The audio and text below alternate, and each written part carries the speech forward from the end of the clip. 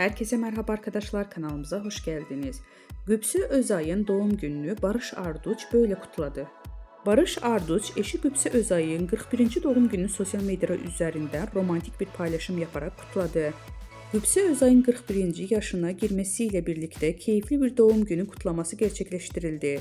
Eşi Barış Arduç, kızları Jan Asya ile birlikte olduğu samimi fotoğraflarını sosyal medya hesabından paylaşarak Gübsü Özay'a olan sevgisini bir kez daha gösterdi. Özay'ın doğum günü kutlamasına dair sosyal medya paylaşımlarında coşkulu 1.41 iyi ki doğdun notunu düşerek mutlu anlarını takipçileriyle paylaştı.